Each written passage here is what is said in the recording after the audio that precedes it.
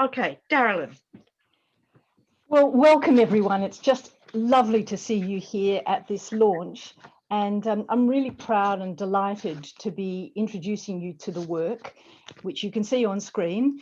And my co-editor Bernadette Brady is here, and we've got 5 other authors. 3 couldn't be with us due to schedules and also being in different parts of the world that wasn't conducive to being here. And we're each going to be presenting a short introduction to this work. Now, I just want to draw your attention to the fact that Bloomsbury have kindly offered us a 35% discount on the cover price as a launch special. So please make a note of that, GLRTW6. If you haven't received a copy and you want one, or if you want an extra copy, then feel free to order one from Bloomsbury. It is hardback, which is just brilliant. So the paperback doesn't come out until March 2022. So what we're going to do in this session is, as I said, we're going to, first of all, Bernadette and I are just going to talk a little bit about and introduce the work and how it came about. And then we will go through in the order of presentation that the authors contributed to the volume. I'll introduce them. It'll be a short 5 to 7 minute presentation, and then we'll just move smartly through all of them. And at the end, we'll have a general question and answer, so you can turn your mics on and ask questions. So if you've got questions as you go through, would you mind just noting them down on a pad? Because I won't be collecting them and Bernadette won't be collecting them either. Also, you would have heard that Bernadette is recording the session, so it will be available afterwards if people want to listen to it, or if people who've missed it, you want to let them know about it, that's fine. But if you've got a question that you want to ask and you don't want to be on the recording, please don't ask the question. Maybe put it in the chat box and we can pick it up that way. This is also ahead of a longer keynote sessions, which will be taking place online and for free, late February and into March. So we hope that you'll be able to join us for any and all of those when they come about. And I think that's all the housekeeping things to alert you to. So it's my great pleasure to then, Bernadette, we can start looking at the opening introduction slides, if you've got them there. Great, yes. So, I mean, the subtitle of this work is Living Mountains, and this is really a nod to Nan Shepherd in her book, The Living Mountain, which was first published in 1977. Wonderful work. She spent most of her life in the Cairngorms in Scotland, just walking amongst them and really engaging with them and deepening her experience. And this is sort of all through around the Second World War and afterwards. So this was not sort of a contemporary type of engagement. She really was ahead of her time, and it was quite an impactful work when I read it. And because we were working in this area, we decided that we would push forward with a volume that engaged with this as well. But what she said was that, you know, it's very easy to talk about the things that you can encounter in a mountain. You can list them down, you know, rock, soil, water, frost, air, and sun, she says. But she says that's just a list. You know, anyone can make a list. Anyone can look up a list in a book. But what impacted on me was a mountain's presence lies in living encounters, moments of their life that have crossed moments of mine. And that wonderful engagement about when something enters and engages with you and it is a mountain, what happens then? What if? So like Shepherd, this book recognizes these moments of crossing between mountains and humans. We've chosen to call them conversations, and you're going to hear some of those conversations this evening. Bernadette. Okay, yes, thank you, Darrelyn. Just getting the PowerPoint to work, hang on. So before we move into the talks, we could have sat and sort of given you the history of how the book came about, and Darren's done it in a tiny little bit. And in a sense, that's not the interesting bit. The interesting bit is to open up the idea as mountains as potentially having agency, or as this idea of mountains as living in maybe not in our definition of it, but a sense of agency to them. And to actually think about that, we might think, well, that's a bit crazy. But the thing is, mountains move. They are not static objects. They, as you're aware, they grow by thrusting upwards. And it might only be, you know, a half an inch every 50 years or something, but there's movement upwards. But just as there's movement upwards in the life cycle of a mountain, if we go to the oldest continent, which is Australia, we see mountains who are shrinking, mountains that are flowing back into the earth. And this is the Flinders Ranges. There would have been a high peak, which is now having grown. It is now going back. So we're looking at a sense of a life cycle of something which is very difficult for us to comprehend as being alive because of the time zone it's in. Their geology is part of their narrative, their creation myth. And I must admit, I get that from John Cannon's chapter, I must say, because that really stuck in my mind. I debated with John about the geology, and he said, but it's their origin myth. I thought, he's right. He's absolutely right. So their geology, which we can look up in a book, etc., is their creation myth. But they live with this rising and then flowing back into the landscape. They live in a time frame which is so outside ours that it seems eternal.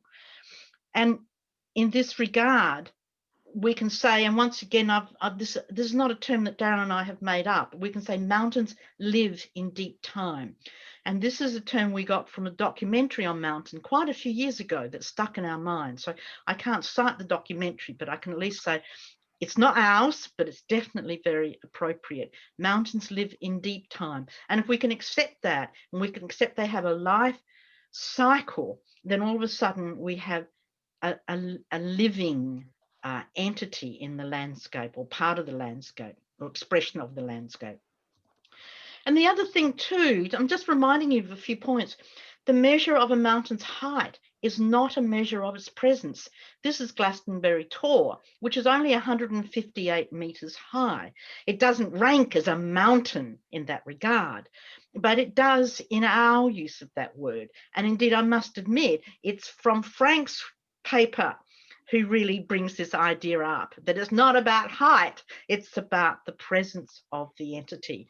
So here's an example of, it's not about how big you are, it's just about how much mythology and how much story is wrapped around you, or you've embraced yourself if you're the mountain.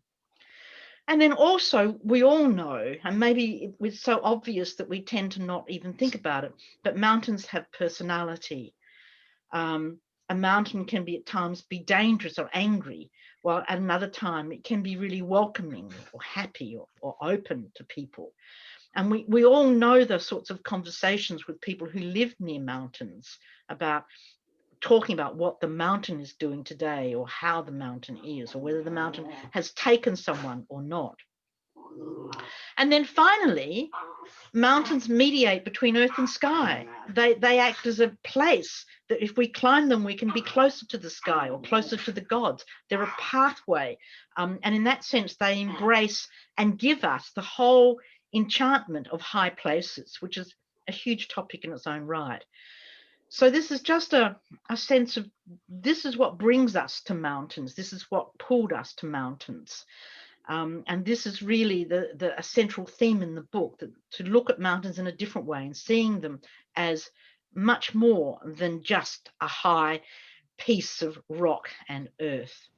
So Darrelyn, over to you. Yes, and so what you'll see is in this volume is very different approaches, but all exploring this whole nature about space and place and material religion, but also something that is culturally connected. So it's not just measurement and height, it's not just place or geography, it's not just stones. We look at this as an interconnected approach to mountains as material religio landscapes, which is a whole interesting way of encountering this particular subject. And we've asked 3 really interesting questions, well, deep questions for us anyway. This is what we were all exploring, is bonding and reverence to a mountain constructed by people? Is it just something that we place on the geography? Is it something that we project onto what is around us? is it actually part and parcel of what the mountain brings? Is it just, you know, sitting out there and it simply has a presence? Or is it something that is a two-way flow? Is it something where there is engagement on both sides? And if so, what then? So these questions also furthered the current debates in ontology and new animism studies. And it also advances the theory that Viveros de Castro has on perspectivity, that suggests mountains are also capable of points of view. And when you come from that particular perspective, something really interesting happens. And so what we're going to present now is some of those engagements with mountains. And the first person that we're going to be hearing from is Frank Prendergast. Frank is Emeritus Research Fellow at the Technology University of Dublin in the College of Engineering and Built Environment. So Frank, if you'd like to upload your PowerPoint. He holds a PhD from the School of Archaeology. Shall I stop sharing, Darrelyn? Shall I stop College sharing? Dublin, yes, thank you. You didn't want to talk about the keynote lectures? I did talk about them before. All right, okay, Yes, all right. thank you. There we go.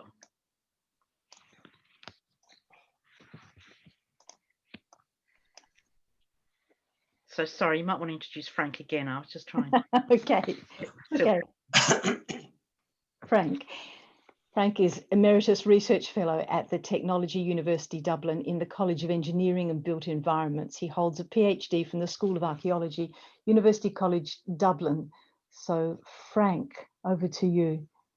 Okay, and I've unmuted and I'll now go to share screen, screen 2. Got it? Yes. No, not yet.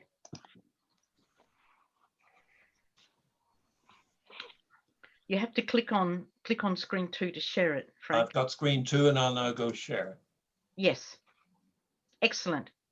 Okay. Okay, welcome everybody. And my background pre-archaeology was geospatial sciences. And to a certain extent, an awful lot of that geospatial background permeates an awful lot of my thinking and the way I approach things. But it was Darrelyn and Bernadette's stewardship that sort of dragged me screaming into the phenomenological approach.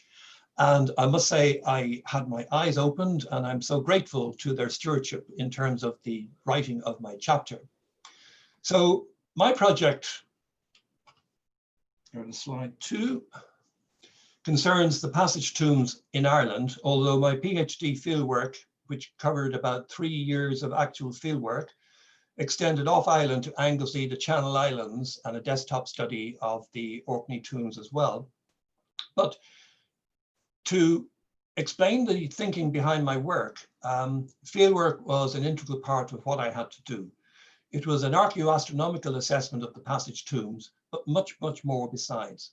It involved field walking to nearly 300 sites on the island of Ireland.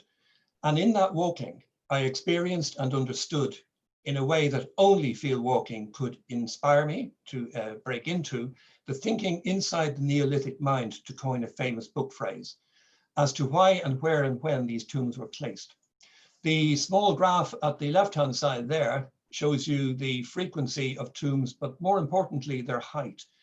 And it belies the impression here that quite a number of them are at moderately low heights, but quite a number are distributed at even higher elevations. And I have in the chapter explored deeply the distinction between hill and mountain and phenomenology. And what I've hoped to do, and what I have done, I think, in the chapter, is to make the point that hills and mountains, in fact, should not be viewed in terms of their numerical elevation for classification purposes. In this chapter, I deal with hills and mountains as an entity which is experienced by climbing them. And in climbing them, you get a perception and an insight into why particular landscapes might have been chosen for the passage tombs. And the passage tombs largely span nearly 1,000 years of building, but the bulk of them would have been largely built in a few hundred years, circa either side of 3000 BC. And most of them are distributed on hills, elevated ground, locally elevated ground, and mountain tops. And even diminutive hills can inspire one to get a sense of landscape and height and phenomenology. When we look at the landscape of some of these tombs and their setting, striking perceptions and understanding come out from being in the field and observing and recording.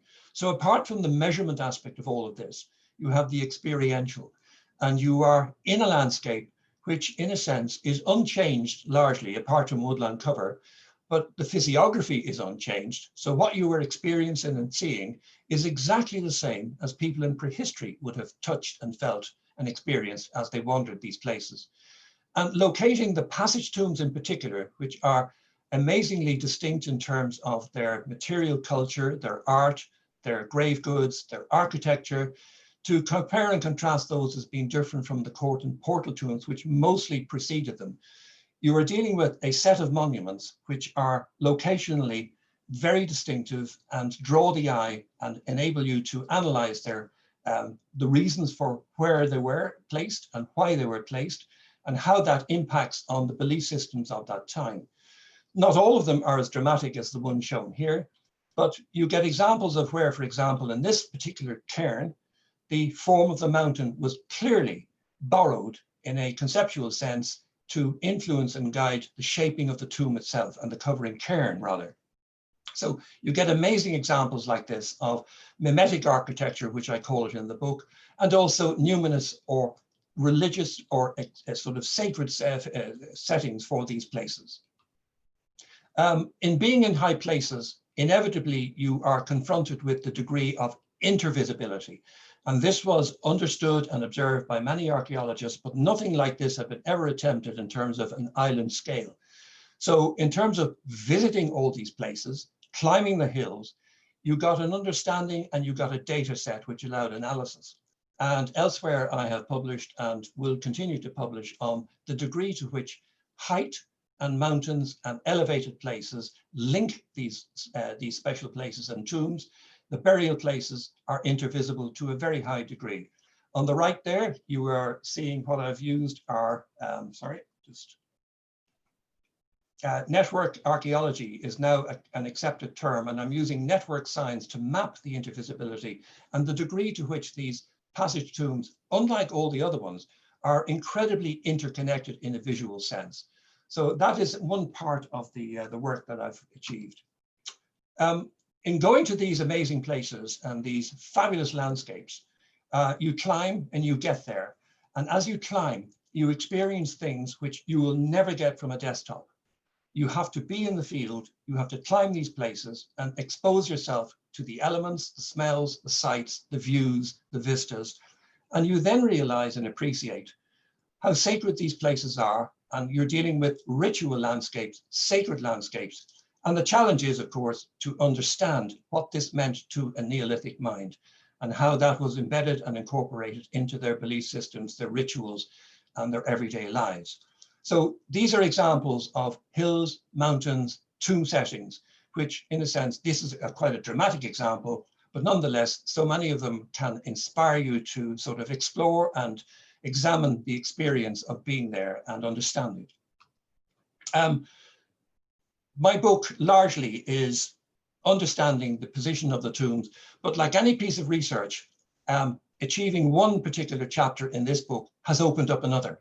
And that for me was the terrific value of doing the work for Bernadette and Darrelyn's book, because leaping on the back of or standing on top of the work that I did in the field, I now have another chapter in another publication coming soon, which in a sense leverages the potential of being on high places and allows me to explore another aspect of what I was doing in the field. So that ends my presentation. Thank you.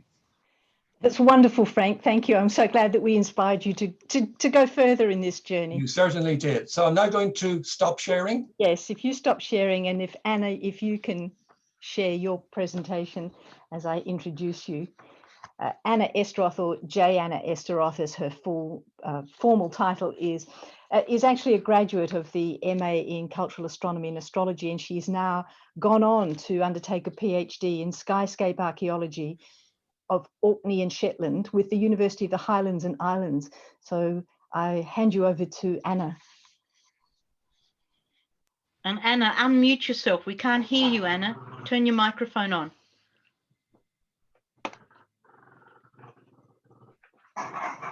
No, don't Right, unshare yourself. Just unmute yourself. I couldn't unmute myself while I was sharing. I just couldn't Okay, find the all button. right. I'm sorry about that. That's But okay. That's you all can right. you can hear and see now, okay? Yes, we can hear and see now. Brilliant. Well done, Anna. We're winning. Okay. Well, I want to say thank you very much to Darrelyn and Bernadette for being such fabulous editors and for generating this book. And I'll just take you through my wee chapter in it, which is, of course, about Clava cairns. This is a Clava cairn. It would have been roofed over, looked like a beehive, and they're always surrounded by freestanding stone circles. But the key element about Clava cairns is that they're named after the Clava Valley. And Clava is Gaelic for good, meaning the good folk, the fairy folk, the she. So there is a special interconnectedness between all of these Clava cairns, and there's only about 40 of them, and the fairy folk. So we'll be looking a bit at that. And they all exist within this little blue square. There are none outside of that square in Scotland, and there are two kinds. So we have on one side the ring cairns, which are wide open, well-lit spaces. You can see the sky. And then on the other side, they're chamber cairns, and they're small, dark spaces, which you have to enter by crawling along a low tunnel. And although they've all lost their roofs now, when they had roofs, they would have been really dark. So the builders of these cairns were really doing something with light and dark. So just hang on to that thought. And I want to introduce you now to the many, many otherworldly creatures that Scotland has. We have kelpies, we have silkies, we have urusks, but the apex otherworldly character are the she. And the she are able to go everywhere and do everything. They are the top of the otherworldly creature realm. And I'm concentrating primarily on the Sheehan processions, which were written down historically in Scotland by Thomas the Rhymer in around about the 1200s. And the expert on the Shee is, of course, Robert Kirk, who was a very well-educated minister at Aberfoyle. He died on Doon Ferry Hill, and he said he basically saw the Shee as very sacred. You could see them at twilight, and they processed at the change of the seasons. So we're talking midwinter and midsummer. And that takes us on to the local tradition. In my area, there is a local tradition that at full moon, the fairy procession passed between this tumulus, Sheehan Hillock, and the Clava cairn of Little Urcany. Now, we'll just have to ignore the fact that the Sheehan Hillock is 1,000 years older. It's Neolithic, and Little Urcany is early Bronze Age. But according to the local tradition, if you saw the Shee as they passed along this way, they would abduct you into their otherworldly realm for a year and a day, and you'd come back and you'd be 100 years older. So to sort of kind of summarize that, I want to consider this as a journey of empowerment. So people who encounter the Shee enter the cairns and the hills, engage in this kind of time shift, connecting them with the celestial realm. But I'm also going to argue that it works in reverse. The moon appears to empower the hills. The hills then have an agency, which is conferred to the sacred cairns and thence to the people. So this is how it works in that way.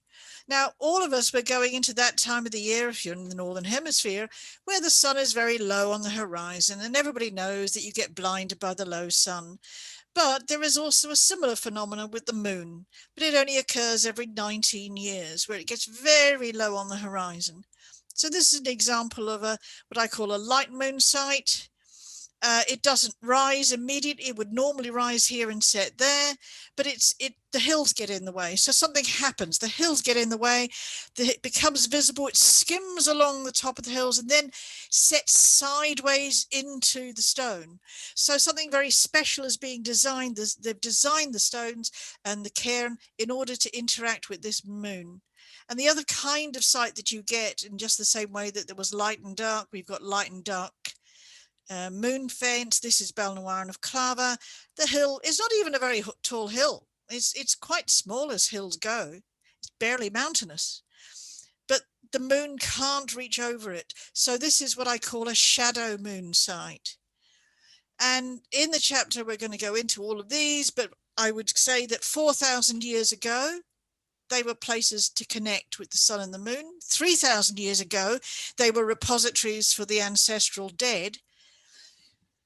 2,000 years ago, they were spaces conferring the authority onto the Pictish kings. 1,000 years ago, there were holes in the Sheehan fabric of time. And today they are monuments inspiring awe and wonder. And all of these are simple human responses to what is their basic sacredness. And that is because these are cairns where the heavens appear to come down to the earth. Thank you. Lovely, Anna. And I love all the photographs of you in them, just to say, yes, I did do the research. I didn't just get these from Wikipedia. That's just lovely. John, if you'd like to upload your PowerPoint as I Absolutely, introduce you. and share as well. Yeah. So John Cannon is a fellow of the Society of Antiquaries in London, and he's a research associate of the History of Art Department at the University of Bristol, and he's a canon historian at Bristol Cathedral. So I hand you over to John.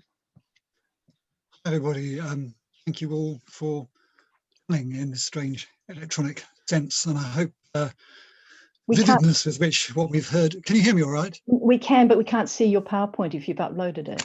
How strange. You need to click on it and share, and then Yeah, I click thought I did that. Just a second. Yeah.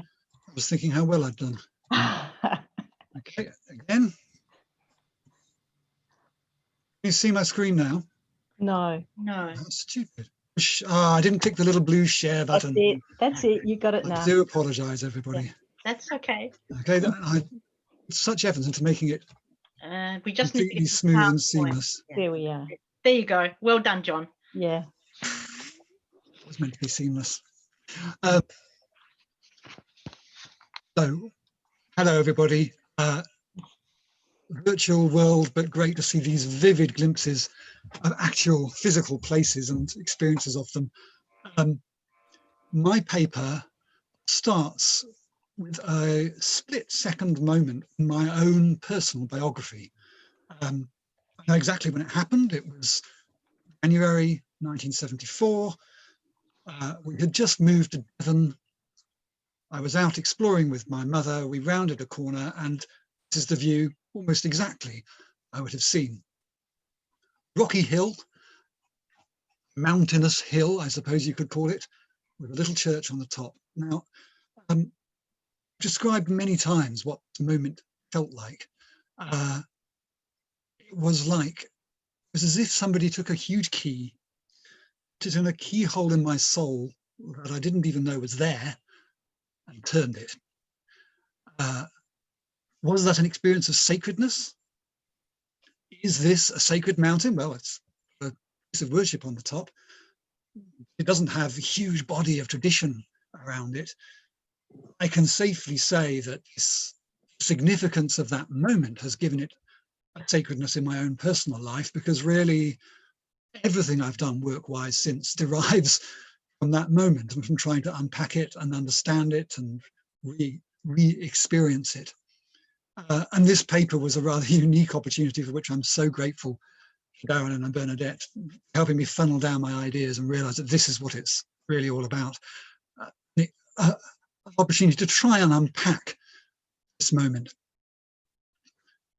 I'm trying to do several things in this paper, try and get to grips with what gave this site its power for me. It's a little orientation. You can roughly see the shape of the hill there. I think if you're approaching the hill, you're very quickly aware of human interventions. In particular, there's a colossal Iron Age earthwork around the base of the hill, which is pretty hard to miss, especially as the entrance path funnels through the original hallwork of the entrance.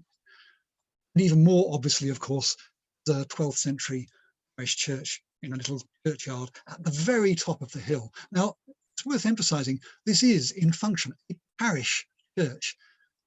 If you're going to take the Eucharist or be baptized or have a funeral, you have to climb this hill. It is the most inconvenient location one could possibly have. It is a very conscious choice to put it in this place. There are other signs of human intervention on the hill.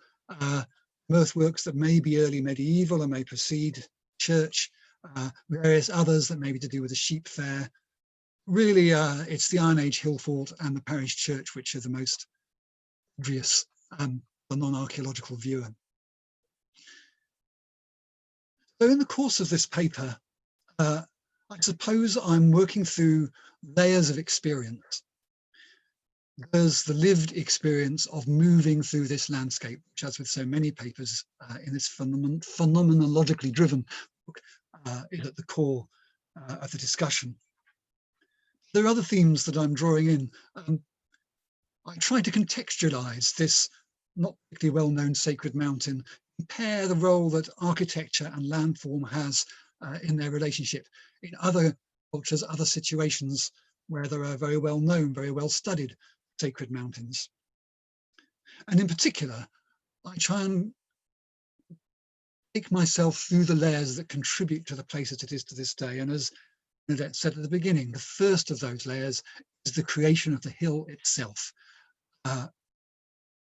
And there are legends and stories explaining this strange landform, explaining why there might be a church at the top, which have been replaced by scientific accounts, which, as Bernadette reminded us, are also a kind of origin myth.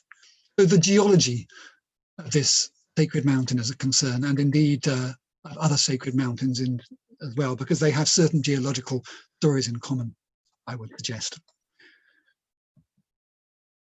And then we move on to the layers of human intervention in this basic twin-peaked rocky landform. Oldest visible one is, of course, this huge Iron Age earthwork, not necessarily religious in nature, but rather unusual, strongly cultural. It doesn't ring the entire tour. It's one of a group of such hill forts which seem to have been designed to look like hill forts without actually being defensive. But there's something going on there.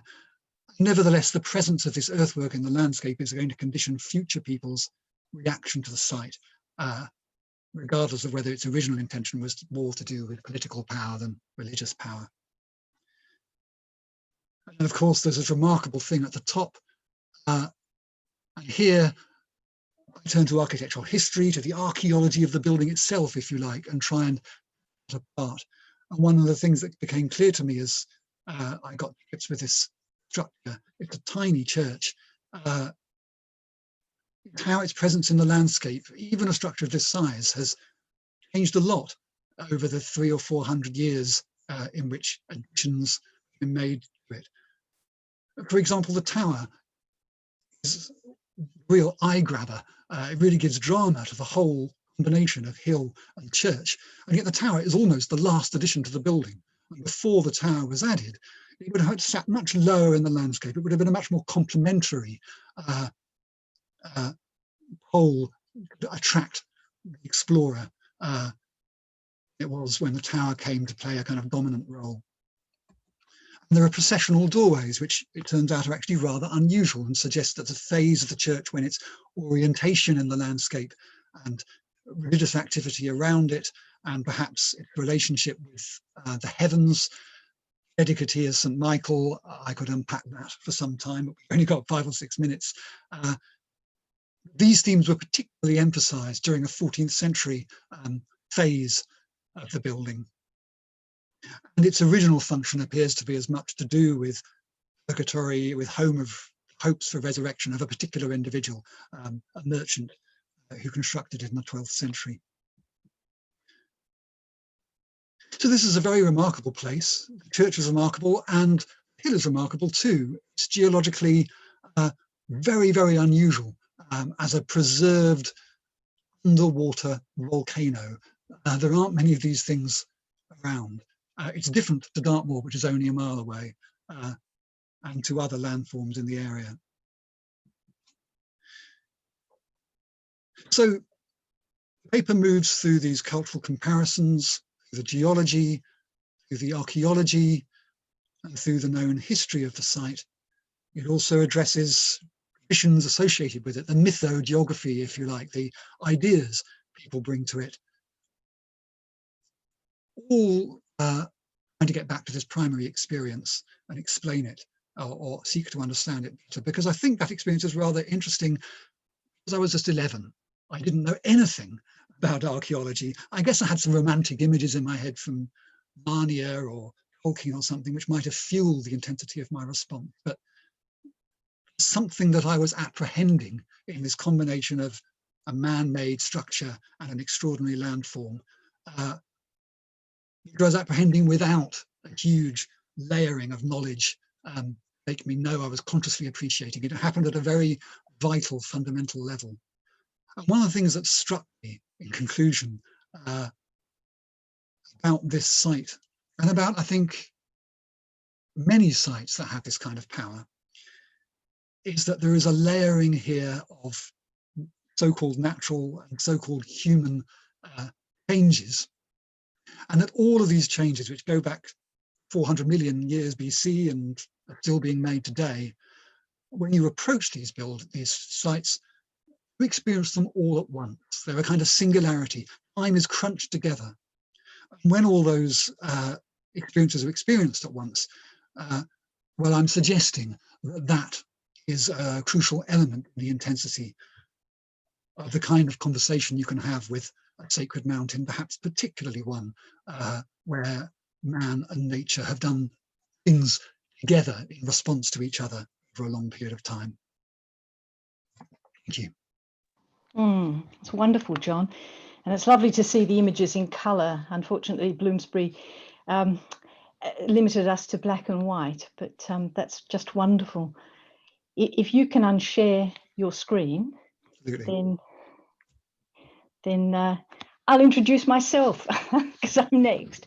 I'm a medievalist and an art historian. I got my PhD from the University of Bristol, and thank you, John. I'll just have to do several things at once here, talk and also, if I just do that, I hope, yeah. And then I have to let people, oops. It was, this came about really by, hang on, I'll just get the share screen. Yeah. Okay. Right, can you see that, Bernadette? Just nod. Yeah, good, okay. I said I was a medievalist and an art historian, and really this presentation came about, or this research came about, through spending 3 consecutive summers in Assisi, in the lower church of Assisi, for something quite different to this. And I began to realise that encounters with mountains happen continually and over time. It's not just by visiting a place and thinking, oh gosh, you know, what's going on there? I mean, John did. He encountered that when he was 11, but he kept going back and back and back and trying to unpack it. And that, I maintain, is where you really truly come to have these conversations with mountains. So my chapter is an exploration of the creation of a sacred and religious landscape via St. Francis of Assisi. And he's really quite unique because he's one of a handful of historical figures associated with a town and a mountain. Assisi is part of the Apennine Mountains, which runs down, there's a point, it runs down the center here, and it runs the length of the peninsula Italy, and it's located above the plains on a sloping and precipitous ridge, halfway up the domed shaped wood-covered slopes of Mount Sebacio in Umbria. St. Francis believed that to live in the world was to live an ecological life in harmony with the natural surroundings, a life that recognized the divine presence in all creatures, based in joy rather than sadness. And he encapsulated that joy in the Canticle of Brother Sun. And he actively encouraged peace in a time full of turbulence and strife. And as a result of this man and the afterlife of his body, a multitude of people drawn to his way of thinking have engaged in differing conversations with this mountainous location. And what I'm trying to do in this chapter is to consider those conversations through the themes of bodies, burials, and bones, and how mountainous landscapes shape and are shaped by people who live amongst them and whose stories become mythically entwined with place and landscape. And I'm going to touch briefly on one of those themes tonight. When St. Francis was alive, the area beyond the town, which is all built up now, so you have to use your imagination here, was considered to be wild and barbaric. It was known as the Collo dell'Inferno, or Hill of Hell, due to it being a place for the torture and execution of the condemned. Wild places beyond city gates acquired another quality through the connection to the human experience of Jesus of Nazareth, who'd been crucified at Golgotha, the place of the skull, and died as a criminal beyond the city wall of Jerusalem, visible to all passers-by. Jesus was the exemplar that St. Francis followed, so much so that he became known as Franciscus Alto Christus.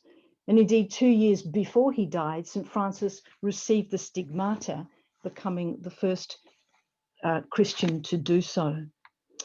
According to Silvestro Nessi, in 1277, St. Francis had explicitly requested to be buried on the Hill of Hell, following the way of Jesus. When his companions pointed out its disreputable status, he replied, "If the hill is now called the Hill of Hell, it will be called the gate of heaven and the entrance of paradise." That may be apocryphal, but nevertheless, it's become woven into the landscape. When saints died, their bodies could be kidnapped, and burial bring that town profit from pilgrimage. They were also stolen for the relics that they could yield through bodily division. Organs such as the heart were prized, and bodies could also be boiled to remove the flesh so that the bones could be distributed. The companions of St. Francis were determined that when he died, his body would not be used for profit and would be kept whole. And so it was that when the body of St. Francis came to be buried in this wild and barbaric place beyond the city walls of Assisi on the 25th of May, 1230, there was uncertainty surrounding the exact whereabouts of the tomb because they didn't want anyone to try to steal it. All that was known was that it lay beneath the papal altar in the lower church of the basilica. Over nearly 600 years, stories of the tomb and the search to locate the shrine's exact placement compounded. And these have been comprehensively reviewed by Donald Cooper, and I'm incredibly grateful to his research because it meant I could draw the threads of my research together. 2 failed searches occurred, one in 1755 and a second in 1802-3. Doubt was even cast by the observant branch of the order over whether the tomb actually existed, but they persisted.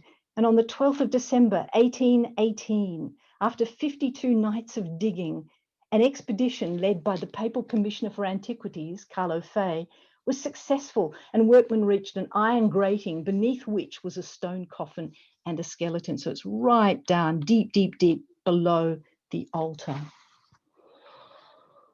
In their exploration of the properties that exist or existentially or permanently in bone, Cara Kromtik, Just Fontaine, and John Harries asked not what it is that people do with bones, but rather, what do bones do to people? As long as the tomb of St. Francis was hidden underground, the sacred relic was invisible. The high altar placed over it on the lower church pointed to it, but as few people had seen it directly, a degree of trust was required. The point of stillness at the high altar required and encouraged the faithful to think widely about the connection between the sensory, what was seen and felt, the vita, the life, what was known, understood, and propagated by the church about the life of St. Francis, and the materiality of the place, tomb, basilica, town, and the mountain that created what Tim Ingold would call the meshwork of his life. In this regard, Mount Sebacio changed from wild, Collo dell'Inferno, to buried, tomb, lower church, high altar, basilica, to container. And by becoming a vessel that held a precious relic, the mountain became a living reliquary. Not only did it hold and contain the bones of the saint, it directed focus to the environment within which it sat. When the redesigned crypt was opened in 1824, pilgrims had previously unprecedented access to the sarcophagus. So you would enter here the lower church and then descend down to another level in which you could now perambulate around the sarcophagus of St. Francis. The newly cleared space created to form the crypt gave pilgrims the opportunity to process around it. Such access was fittingly summed up by Cooper. The modern pilgrim to Assisi experiences the tomb of St. Francis in a manner wholly unrelated to its medieval origins. Nevertheless, the mountain still holds this precious relic, redolent with history and power. And in drawing a continual stream of pilgrims towards it, it continues to hold a conversation with whomever is ready to listen to it. In that regard, the mountain continues to act as a reliquary. So that's a little taste of what is in my chapter. And we can move on to Fiona, and I'll introduce Fiona while you upload your PowerPoint.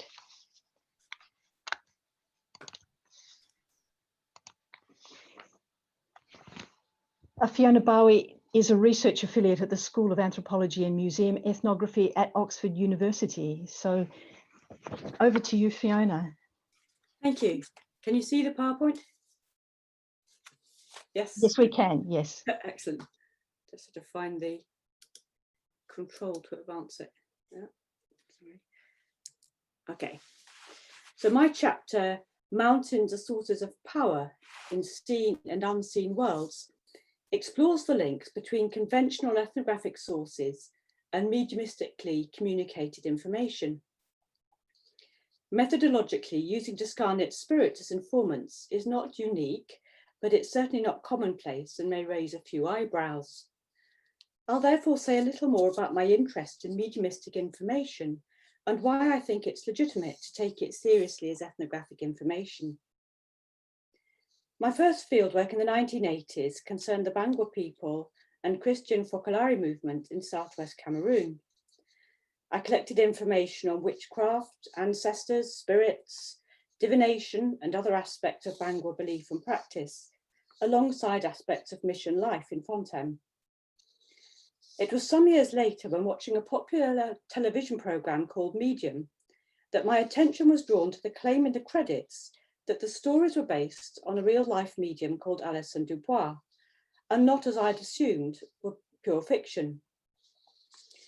The more I watched, the more similarities I saw in an American medium's view of the unseen world and that of the Bangwa. There was no obvious cultural transmission, so something else was going on. The Bangwa make offerings to deceased ancestors in the belief that without this continued human contact, they will fade away. In order for this not to happen, the deceased may threaten those who neglect them, but will also assist relatives when asked to do so. Alison Dubois also described a world in which the recently deceased may try to gain the attention of the living and to maintain contact with them, for fear of losing contact with the earth realm and all that was familiar to them. Another significant moment was when a friend from the Focolare introduced me to the writings of a non-professional medium, a friend of her mother's called Lady Cynthia Sands. With the cooperation of the novelist Rosamond Lehman, Cynthia Sands published 2 edited volumes, The Awakening Letters and Awakening Letters Volume 2, and 2 pamphlets, Letters from Our Daughters Sally and Letters from Our Daughters Patricia. Sands and Lehman had been brought together after the death of their daughters, both in their early 20s, after the young women had met and become friends in the afterlife realm. Cynthia Sands had started to receive communications via automatic writing from her father, and then her brother Joe, a diplomat who had worked in India and been a friend of Gandhi, her daughter Pat, and other relatives, including Florence Nightingale, a cousin. Sands and Lehman were familiar with spiritualist and theosophical ideas and no doubt influenced by them, in the same way that the Sherpa people in Nepal have been influenced by Buddhism, Bon, and shamanistic beliefs.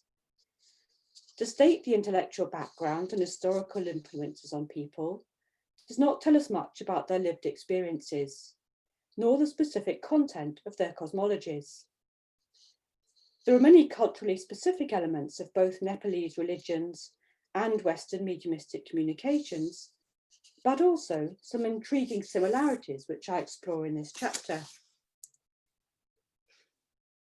I start by discussing some views of the sacred as either a human construct or something intrinsic that draws people. I don't find this dichotomy very useful, as there are often elements of both at sites regarded as sacred. One also has to ask what it means for something to be sacred, that is, set apart, inspiring awe, a source of power and often of danger. For whom, and what this means in practice. Also because I think that a view of both this life and the next, in which there's an element of co-creation, is probably closest to reality. A view propounded over many years by anthropologist Tim Ingold and archaeologists like Chris Tilley and Barbara Bender. The idea that some peaks are too sacred to trespass on, as they are both a home to a god or gods and the source of life in the form of glaciers, is found in the Himalaya and also among the Kogi, described by Alan Herrera, who only approached the peak of the Sierra Nevada after serious preparation. Cynthia Sand's brother Joe described in one letter an ascent of Everest with Gandhi as his guide. He refers to the Sherpa respect for the mountain and its guardian spirits. Gandhi had explained to Joe that he could not climb it alone, as it only admitted advanced spirits, and that without a guide he would lose his way, the peaks withdrawing and shrouding themselves in mist. As it was, he learned of their value, the value of the sacred peaks, or some of them at least, as sources of power that could be harvested, their vibrations being collected and taken to the villages of the area and further afield. Pat also learned how to collect energy from the plants that grew in the mountains that could be used for healing. Joe and Pat learned that not all mountains have positive energy. Some are terrible and spread death and despair and need supernatural power to heal them and those affected by them. Mount Fuji in Japan dominates its surrounding landscape and has long been seen as sacred by the Japanese, but in different ways according to various traditions and according to different occupations. Joe had known both Everest and Mount Fuji during his earth life and visited both in his afterlife. He describes the way in which centuries of devotion to Mount Fuji have affected its vibrations, but also how negative influences during the Second World War introduced what he called negative rays that could be used for destruction.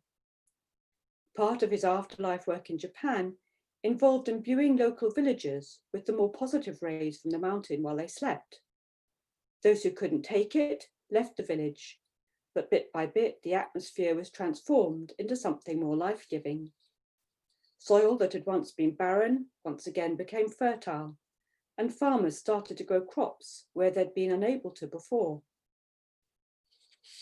This sort of cooperation between various spirits, earth energies, living people, and what might be termed ancestors, is part of most indigenous belief systems. And having a view from above, as it were, through afterlife communications, enriches the ethnographic landscape. It's important to state, to avoid misunderstanding, that I'm not in the business of proving or disproving particular beliefs or endorsing various practices, but want to be open to taking Western mediumistic material as part of a wider ethnographic body of data, and to examine the ways in which it can enhance our understanding of worlds both seen and unseen. That's it.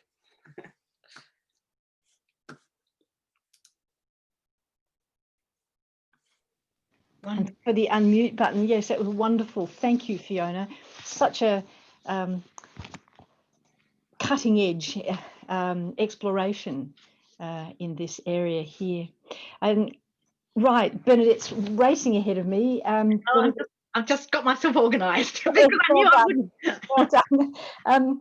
Bernadette, of course, is my co-author, and it was a pleasure to work on this volume with her. She has a PhD in anthropology, an MA in cultural astronomy and astrology, and in 2 years' time, she will have an MA in Egyptology. So she is a woman of many parts.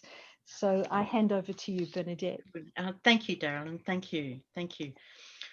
Okay, well, I've been so involved in the presentations, I've sort of lost track of my own chapter. So my chapter is really just recounting with you or sharing with you the strange story of the Brecon Beacons. The Brecon Beacons are, just for those to give you some orientation, here's London, here's Cardiff, and the Brecon Beacons is just around in this area here. This is South Wales, all of this is Wales, so we're just talking here. And the Brecon Beacons contain a set of twin peaks, which are the highest points in southern Britain. So not northern Britain, not up where Anna is in Scotland and so on, or Snowdonia in the top north of Wales, but this in southern Britain. And and this is a picture of, I'm just arranging my screen so I can see my notes. This is a picture of the two peaks, and this is Pen y Fan and this is Corndu, Black Horn and then head of the van, whatever that means. Pen means the top one. And what we're doing is we're looking north here. We're sort of standing, Cardiff is down in this direction and we're looking north. And there's a lot of stories, myths around this point.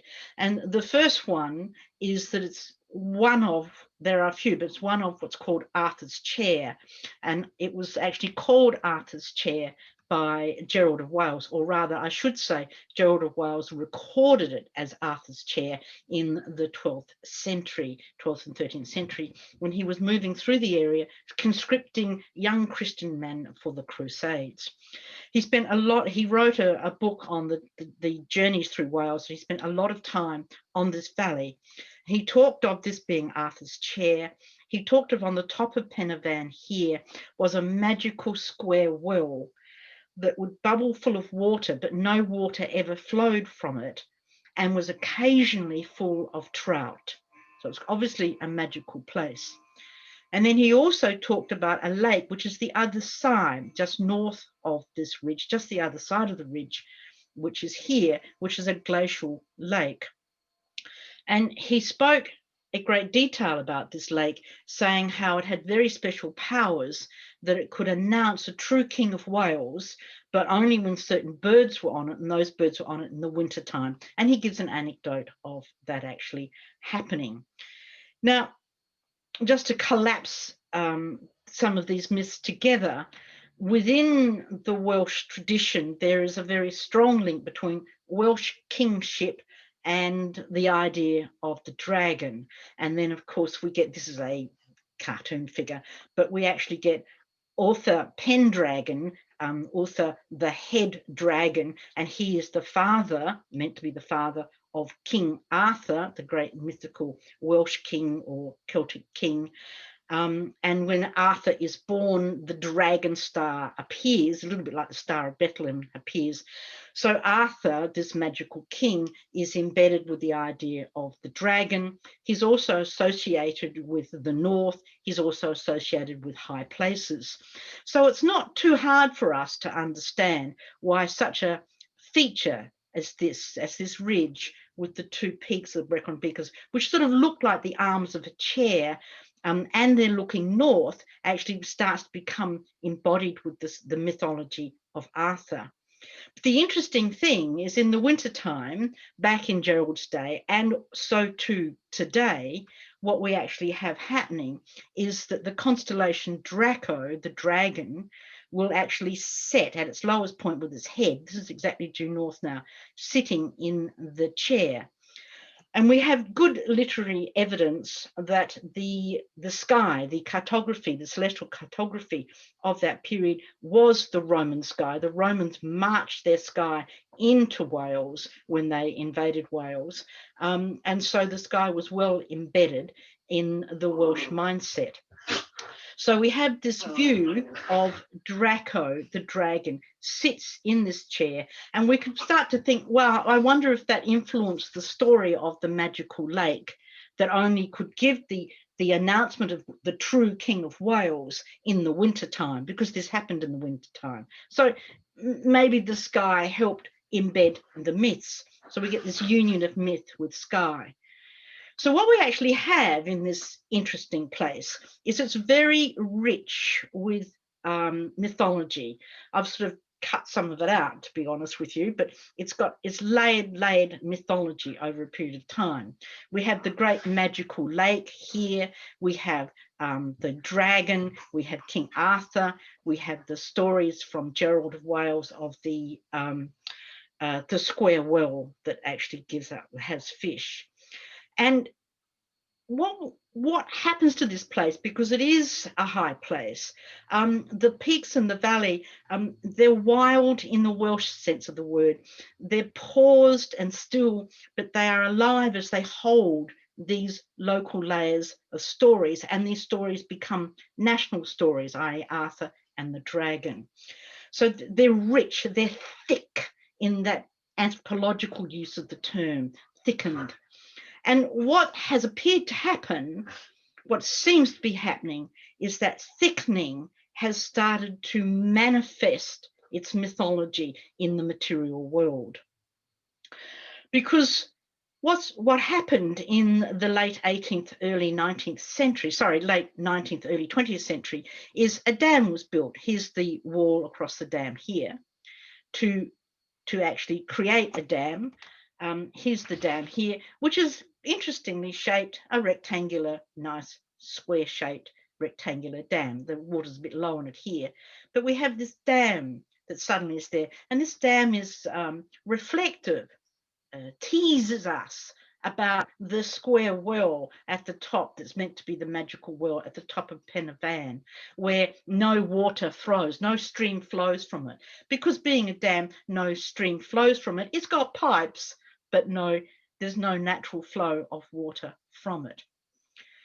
And then the people who built the dam were very proud of it, and it was finished in 1902, and they proudly put the dragon on the plaque, which is here on the dam surface. Now, you might not think that's very interesting. It's Wales after all, but this is a good 60 years before the Wales becomes, the dragon, becomes the national emblem of Wales. And then added to that, in the 60s or 70s, quite independent of this, brown trout were stocked into this dam. And they're talked about as being very elusive. They quite often just disappear, never see them, and occasionally you can catch one here. So we're actually starting to get, quite by coincidence, we could say, that the valley is starting to reproduce the myth that Gerald of Wales had actually spoken about and written about back in the 1200s. And this is all curious and interesting in its own right. But then much later on to this wonderful valley, the whole area of the Brecon Beacons becomes a dark sky, or is made a dark sky area. And we know what dark skies mean. They mean you can see the stars better. So the stars become more visible. They're the stars, and the starry sky are protected. So this is one of their promotional brochures. We've got this couple there standing in a night sky, pointing at the moon or some stars, etc. And it's all very nice. And of course, the Arthur's chair sits at the background, the highest peak of the Brecon Beacons. But if we look very closely, if you look very, very closely, you'll see something just here. And what it is, the dragon has photobombed the promotion, right? So they would have had to take this quite in the middle of the night, about midnight or so, in the wintertime. And I find this extraordinary. The dragon simply saying, this is my place. This is my mythology. So what my chapter suggests is that the mountain of Pen y Fan, which contains the peak of Pen y Fan, is a site it's a mythically charged landscape. And that in the 20th century, it appears to be pulling its mythology into a physical manifestation. This is not being consciously constructed by anybody. This is just being pulled into a manifestation. And we could say it's intent. If I dare to use the word intent, can a mountain have intent? But its intent seems to be to restore its older identity of the dwelling place of the sacred Welsh dragon. And there he is. And that's what my chapter is all about. Wonderful. Photobombing dragons. Wonderful. Thank you, Bernadette. And so to our final speaker, and that's Alan Herrera, who's Professor of Practice at the University of Wales, Trinity St David. What that means is that he comes with immense experience from the field, and his field is as a TV producer specialising in history. So Alan, if you'd like to upload and share your presentation.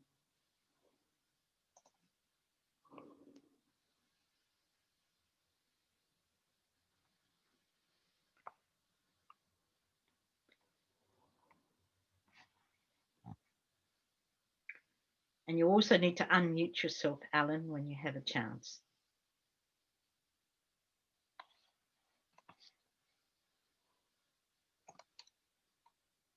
Right, unmuted. Yes.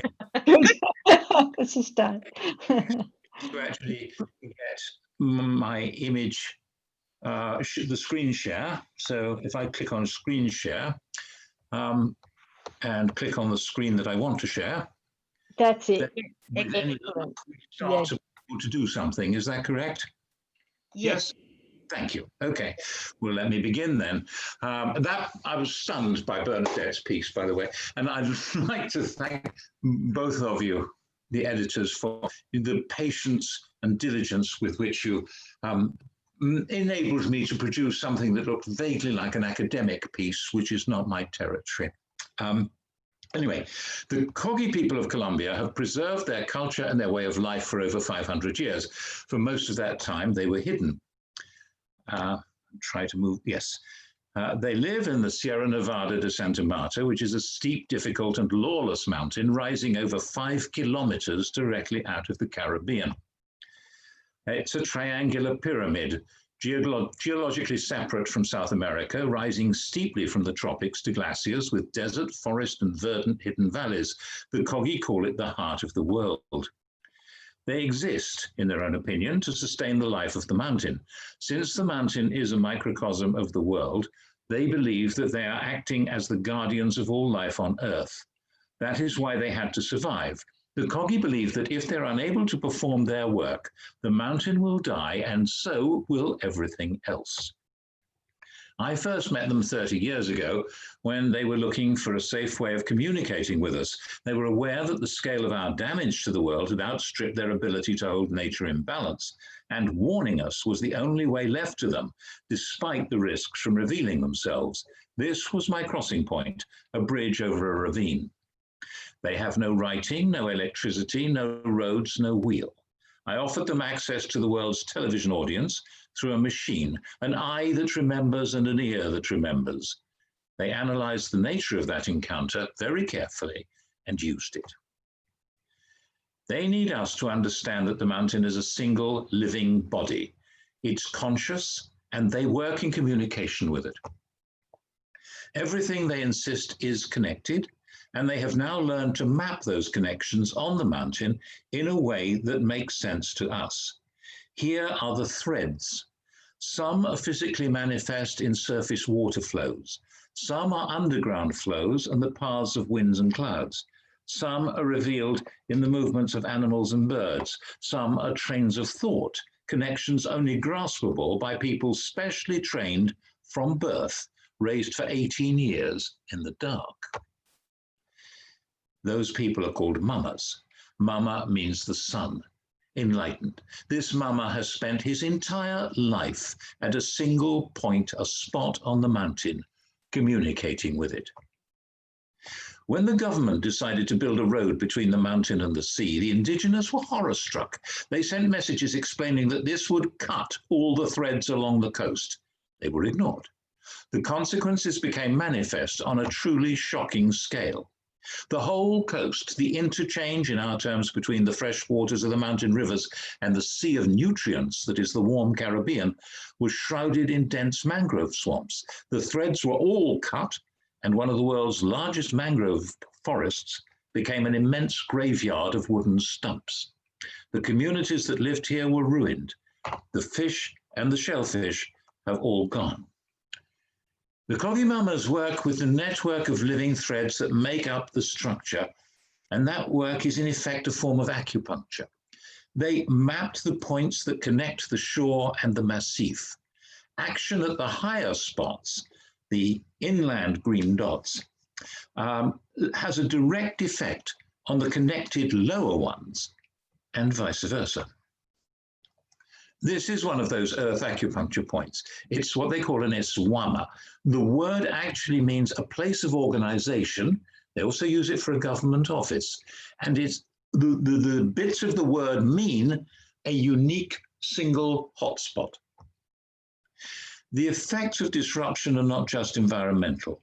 Human society is part of the living world, and making trees sick also makes us sick. That road along the shore, the Troncal it's called, is a highway fought over by paramilitaries and cocaine lords now, a source of constant social infection. And in both of their two films with me, they were very clear about what we could expect if we continue tearing up the fabric of life itself. They were very specific. New illnesses will appear. There will be no cure or remedy for them. They insisted this was not a prophecy, any more than predicting an eclipse is a prophecy, or knowing that night follows day. In addition to the arrival of the pandemic, the mountain's rivers are now drying up. The rainforest has no rain. The glaciers are melted. The great city of Santa Marta at the mountain's foot, the oldest colonial city in the so-called New World, now has its drinking water brought in by truck. The Kogi point to settlers clearing the land for recreational homes and felling specific trees like this fallen giant, which sustained, they say, the springs in the forest. They're adamant that the only way to avoid the total failure of life in and of the Sierra is to stop the invasion and destruction of the vital sacred sites. I'm very careful about the word sacred. I'm not sure what it means, but that's what they say, where they connect with the living mountain. The indigenous people fought a long campaign for this, walking what they call their black line frontier, mapping it and finally persuading the government to enshrine that protection in law, the Black Line Decree. But there's a new government now, and the legal basis of the Black Line is under threat. Hundreds of mining permits have been issued, hotels are being built, armed groups have used the pandemic as an opportunity to take over Kogi land, and illegal gold mining is now an even bigger business in Colombia than cocaine. The Kogi are quite certain that the Black Line should be a red line for humanity, a line we do not cross to sustain the living mountain, which they hear creaking and groaning. Thank you. I have to unshare. Yes, wow, what a powerful presentation to finish on, Alan. So And I'm trying to find out how to unshare this thing. I can do that. Alan, I can do that for you. I can do it. There we are. Stop the share. There we are. Thank Is that you. done? Yes. Yes, thank you, Alan, and thank you everyone who's presented. I realise that we are probably a little bit over time, but if anyone's got any burning questions, I know there was one or two for John, could you put your mic on and ask a question? I think that's the easiest way to do it.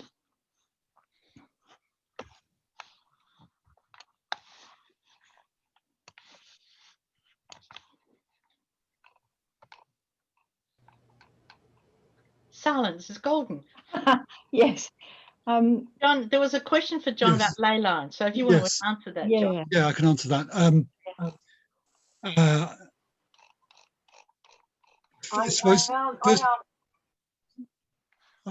Go on, John. Yeah. Hi, Lucy. Nice to meet you. Ley lines are very significant in what I use the word in the term, the mythosphere of Brentford. Before I go further, I have to say that I'm intensely skeptical about the idea that there are straight lines in the English landscape which line up monuments of many different eras. I find this a very interesting bit of, I suppose, modern mythology. You know, their origin can be dated. We have the foundation texts, and it so happens one of the most important ley lines that ley line believers respond to, know about, is the so-called St. Michael line, which runs right through Bryn Tor. So in my paper, I cite it as a really valid and fascinating layer in the layers of reaction to this particular landscape that people will bring to it in the modern world, whether or not it has any currency and kind of real existence in the past. That's my reaction in a nutshell, my thought in a nutshell. I'd only add as a little aside that in spite of all of that, you know, I mentioned the significance of this site in my own biography, which isn't really the main subject of the paper, it's analysis of the site itself.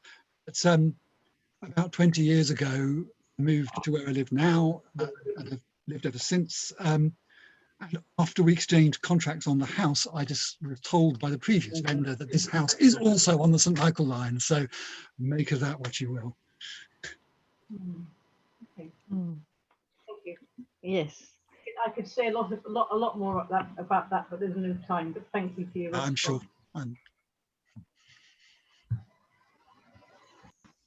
Anyone else with any questions that have arisen as we've gone through these presentations? They're all so rich, isn't it? I just feel like I've been sitting at this feast, and I don't have questions because I sort of am still marveling at the different bits of the feast, etc. But just to remind people, Darrelyn, that we're going to have the keynote. Yes, where that's right. one of these speakers you're going to be able to hear in a lot more detail. There'll be two each evening. They'll follow the conversations that we've described in the book. So the first one will be Anna and Frank, but they'll each have an hour. They'll have 45 minutes and then questions for 15 minutes. So there'll be 5 consecutive evenings on a Thursday, late February into March. We will let you know. We'll let people register in the same way if they wish to do it. But that gives you a lot more opportunity to zero in on a particular aspect of what we've been presenting to you and to listen to it in more detail. And you can attend one or all. And there are 3 speakers who'll be presenting their work who weren't here tonight, one of whom is our commissioning editor, Amy Whitehead. And then there's Lionel Obadiah and Christos Kakalis, each speaking on even other aspects of dealing with conversations with mountains in varying ways. I also just realised that I hadn't thanked Lally Pursglove at Bloomsbury for being the head honcho who gave the yay or nay to us, and she's been just superb, very, very supportive. She and Amy together have helped to steer us through the publishing process, and I really do want to pay respects to them for that.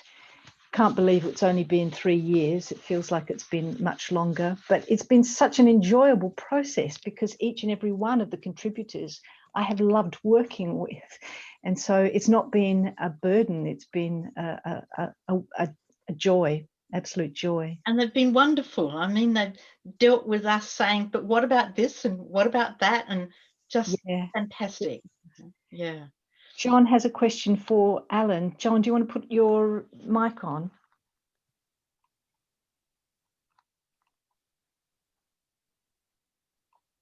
We can't hear you, John. John, we can't hear you. This is John Murray, not John Cannon. Yes, John Murray, yes. Yeah.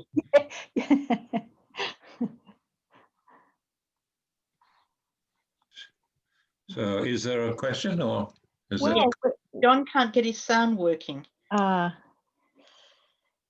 Okay, well, why don't you type it? He's been struck speechless, Alan. He's working with a new laptop. Why don't you type it into the chat box while we cast further for any other questions and draw this session to a close.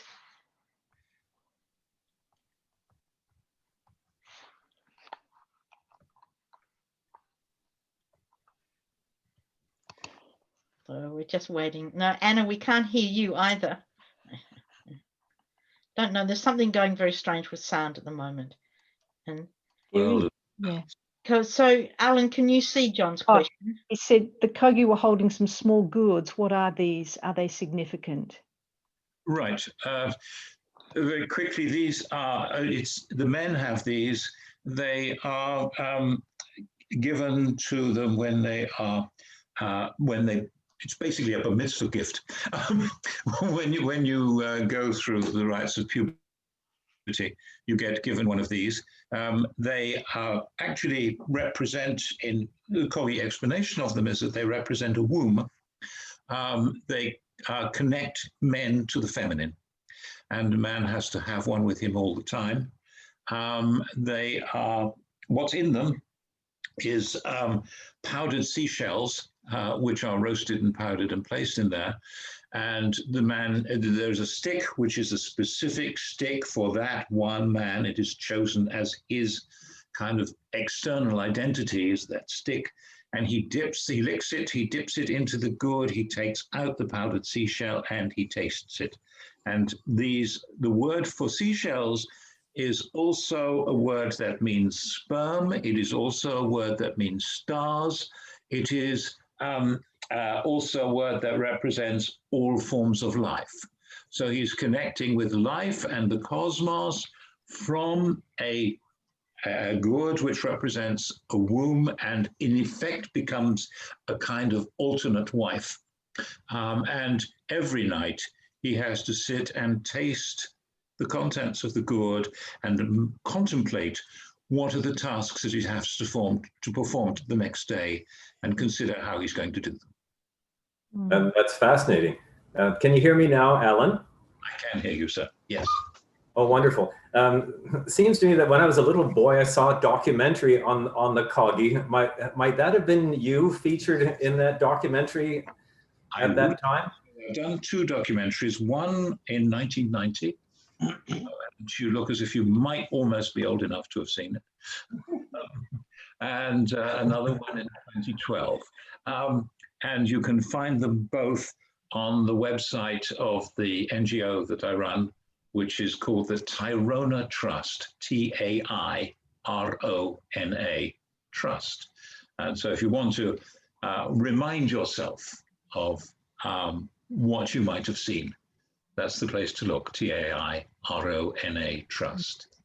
Great. And Fiona's just typed it in the chat box. That's great. Thank you so much. Yeah. And so there's only one more thing to do, Darrelyn, and that is to thank you. You've been working hard, you've been thanking everybody, but also to thank you because this was your drive and your vision, and I ran support, and you have pulled people in. You have been the mountain of this project. So thank you. Yeah, thank you. Yeah, thank you. Thank you, everyone. Thank you all for coming tonight. Thank you, and hope to see you again in February, March. Yeah. Good night, everybody. Keep safe. Keep safe. Good night. Thank you, everybody.